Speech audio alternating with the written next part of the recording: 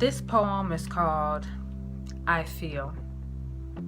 I feel like the weight of others' grief, heaviness, internalizing the feeling that has something to do with me.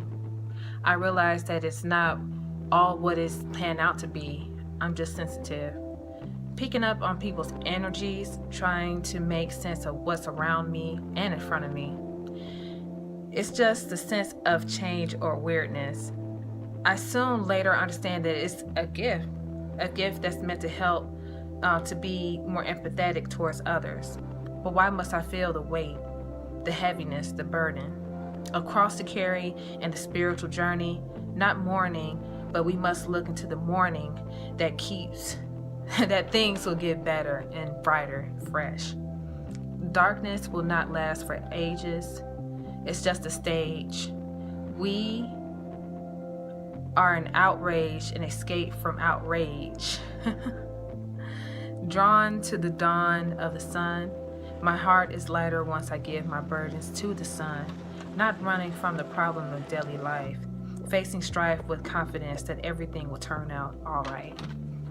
I know I was stumbling over my words a little bit, but that's one of my poems that I've written in March 2015 called I Feel, because sometimes I feel the weight of others and just, with them expressing things to me. But at the same time, though, it can't be very therapeutic.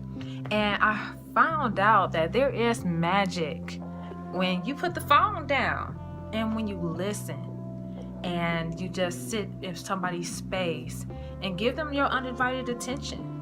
You get to learn things about others. You get to learn things about yourself. And I think that people appreciate you more when you give them your undivided attention and then you empathetically mimic the expressions that they have. Like, for example, if they're going through a hard period or if they're going through grief, you just kind of, I understand. And then also, if they're going through a happy moment, you just like, oh, you got engaged? Okay, I'm so happy for you.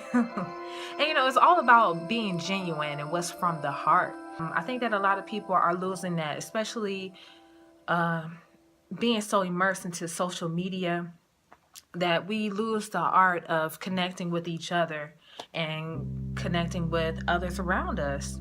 And, this applies for not only us, but it also applies for children, babies, and elderly, our peers, our parents. It applies to everybody that's around us, including people that we really probably don't care for too much as well. And for the people that give us a hard time. But what I'm not saying that you're supposed to give toxic people your undivided attention. If anybody know me, I'm the type of person that if somebody is way too toxic for my space, my mind, and my emotions, I don't give it too much of my time and attention because it's not healthy for me. And that's not good when you're not able to be in a peaceful space. I consider myself a Christian. I believe, or I can say that I consider myself to be a believer.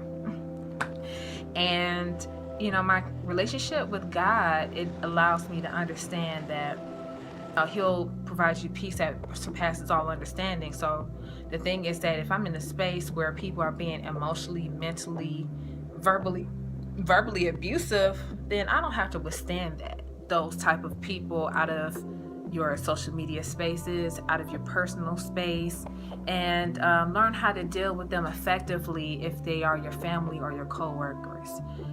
And it's not an easy task, but to a certain extent it is manageable, and there are resources out here to help us to manage those type of personalities and toxic people. So what the title of this is called, I noticed that magic happens when I put down the phone. And I noticed that like with my nephew and with my family members and with my friends as well, that when I give them my undivided attention, I learn different facets to their background and what's in their heart. And that is very enriched. It's like an enrichment type of experience. It kind of adds to your knowledge. It also adds to um, thinking outside of yourself and thinking in another person's perspective. Unlike most adults, I value the opinion and the mind and the emotions of children. I really feel that they have things to say, they have gifts, and they're not something or some little people, or I'll put it this way, they are little people. I feel that their time and their gifts are valuable, and what they have to say is valuable too. And I feel that as adults, we need to pay more attention to children and allow them to express themselves, and don't put them aside, make them feel that they don't matter and their voice does not matter, so that they can become confident adults. Myself, I don't have children yet, but I am a proud auntie, as I always tell people. But I also understand that they take pride when an adult take time to listen. And I understand that because when my nephew was 2 years old, he would call me on my mother's phone, on my sister's phone, on his father's phone, and I would just be so baffled on how he was able to locate me. But I know that he would take the time to try to contact me and my mom because we give him undivided attention and we allow him to express himself. And it's the same with adults and everybody else, and they tend to have more respect for you when they know that they are respected as human beings.